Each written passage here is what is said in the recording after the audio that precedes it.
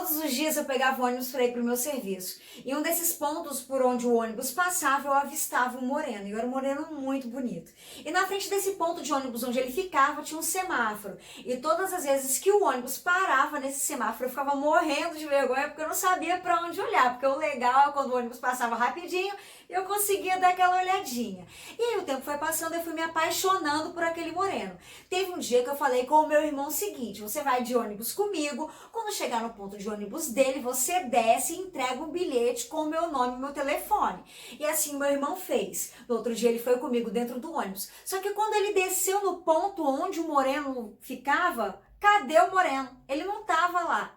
E nesse dia eu fui dormir na casa da minha prima. Quando chegou lá, eu contei a história pra ela, do moreno. E ela falou o seguinte: ó, amanhã eu vou com você. Se ele estiver lá, eu entrego seu bilhete. Se ele não tiver, você esquece essa história, porque não é pra você.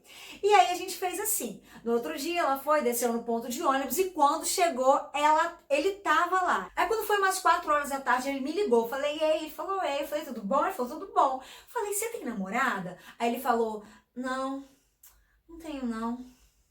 Eu sou o patinho feio, ninguém me quer. Aí eu falei, ah, mas eu te quero. Aí no outro dia a gente marcou de se encontrar num lugar mais público, mais movimentado, né? E a gente marcou no terminal. E a gente ficou assim, embaixo de um prédio, ali de beijinho, igual de namoradinho. Você acredita que jogaram água na nossa cabeça? Mas aí tudo bem.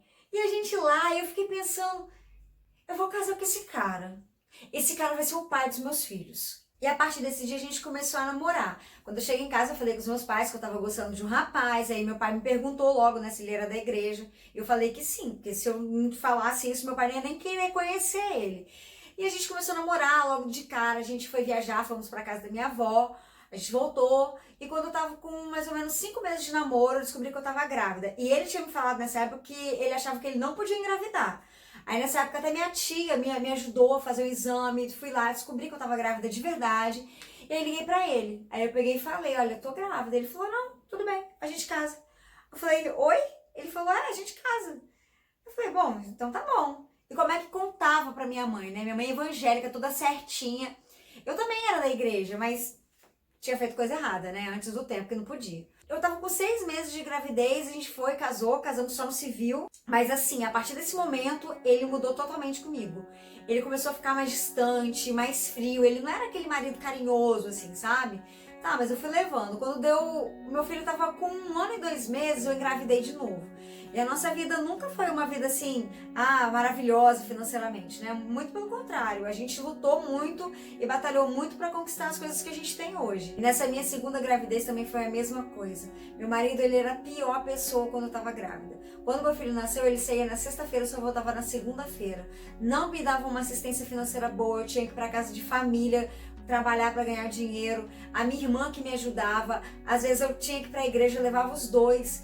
Meu pai, ele tinha uma chácara. Eu lembro que eu descia assim na chácara, né, e ficava olhando para a estrela assim, como se estivesse conversando com Deus, sabe? Como se estivesse conversando com o meu próprio amigo. Eu pedia para Deus mudar a minha sorte, para mudar a minha história.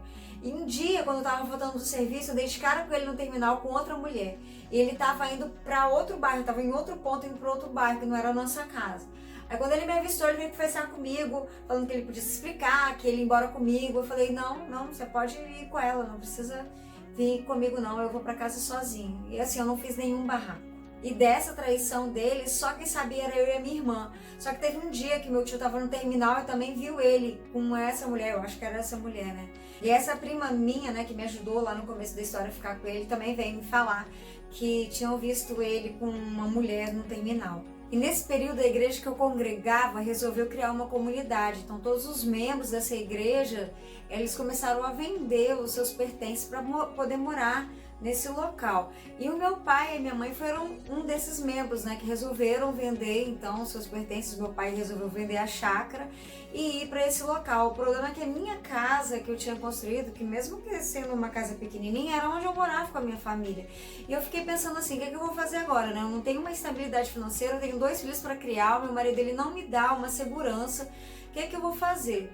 E aí eu resolvi ir para essa comunidade. Meu marido falou que não queria ir e eu fui com os meus filhos. Eu não vou mentir, durante esse período que eu estive lá, eu fiquei algumas vezes ainda com meu marido.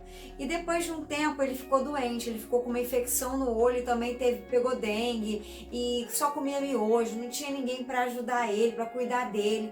E aí foi o momento que ele viu, né, o quanto que ele precisava de mim, o quanto que era importante a família. E aí ele pediu para esse pastor, né, lá da comunidade, para ele morar lá. E o pastor falou que ele podia ir, então ele foi e assim, a gente ficou lá uns 8 meses e no começo foi tudo maravilhoso, né? A gente estava junto novamente, era uma nova vida. Só que depois de 8 meses ele não aguentava ficar lá mais, ele pediu pra gente ir embora. E eu falei assim, olha, calma, porque ou o meu coração vai se unir ao seu, ou o seu vai se unir ao meu. Só que no outro dia me deu uma vontade de ir embora e eu falei com ele, não, então a gente vai embora. E a gente pegou as nossas coisas e fomos embora. Só que assim, a gente não tinha nem pra onde ir. E ele ligou pra tia dele, que nos apoiou, que nos acolheu. Eu gosto muito dessa tia, assim, eu tenho muita gratidão por essa mulher que nos ajudou. Ela colocou a gente dentro da casa dela, então a gente foi morar lá na casa dela, num quartinho. Eu limpava a casa dela, ela ainda me dava um trocadinho. O meu marido começou a trabalhar num emprego onde ele ganhava o salário mínimo.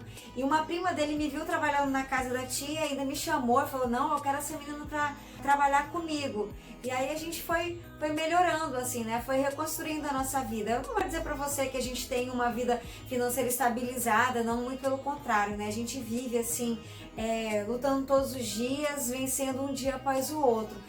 Mas o que eu quero deixar de mensagem, assim, para as mulheres é que às vezes vale a pena, assim, perdoar. Porque se eu não tivesse perdoado, talvez eu não estaria com o marido que eu tenho hoje, que é um marido maravilhoso, carinhoso, sabe? Onde ele me traz segurança, confiança. Hoje o celular dele fica em qualquer lugar, assim. Eu tenho muita tranquilidade, né, nele. E eu não estaria com a pessoa que eu tô hoje se eu não tivesse perdoado lá atrás. Então eu acho que quando a pessoa ela realmente se arrepende daquilo, vale a pena perdoar sim. Inclusive a gente está fazendo 17 anos de casados, nossos filhos já são adolescentes e eu tenho o melhor marido que eu poderia ter. Fala galera, tudo bom com vocês? Meu nome é Eveline Barros, esse é meu canal onde interpreto histórias reais e o objetivo aqui do canal é que possamos nos apoiar, nos inspirar através das histórias uma das outras. E gente, vamos falar sobre perdão? Olha, eu sou casada, tenho 1 ano, eu sempre falei assim, cara, se um dia eu for traída, eu não vou perdoar, eu não perdoo, vou me separar. Hoje, depois que você entra pro casamento, você fica pensando assim, olha, já não sei. Eu já não sei, porque são tantas coisas que envolvem o casamento, sabe? É uma parceria, é uma sociedade. Enfim, o casamento são muitas coisas. Você tem um parceiro, você tem um amante, você tem um amigo, você tem um sócio, né? Você tem uma pessoa que administra a sua vida com você. E eu também tenho pensado a cada dia que nós, quanto seres humanos, nós somos falhos. Eu não vou dizer pra você que eu perdoaria uma traição, porque eu acho que perdoar é uma palavra bem forte, mas eu não sei se eu me separaria. Mas também eu não sei como é que ficaria essa situação, porque se eu não perdoo, porque eu acho que pra você permanecer numa relação que você foi traída, você tem que perdoar.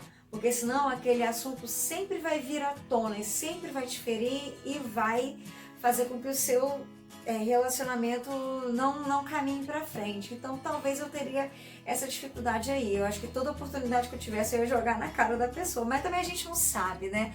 Quem sou eu pra julgar? Então coloca aqui nos comentários pra mim. Você perdoaria uma traição? Você faria como essa moça? Você acha que ela diz é correto? Você acha que quando a pessoa há realmente arrependimento, vale a pena perdoar? Vale a pena prosseguir naquele casamento? E se tem filho, se não tem filho, o que você faria nessa situação? Deixa nos comentários aqui, porque eu vou amar os seus comentários, ler os seus comentários. Eu tenho certeza que a pessoa que também enviou essa história vai amar. E claro, não deixe de se inscrever no canal, deixar o seu joinha e compartilhar esse vídeo, né, gente? Manda tua história pra mim no meu Instagram, Eveline Barros _. Um beijo, até o próximo vídeo.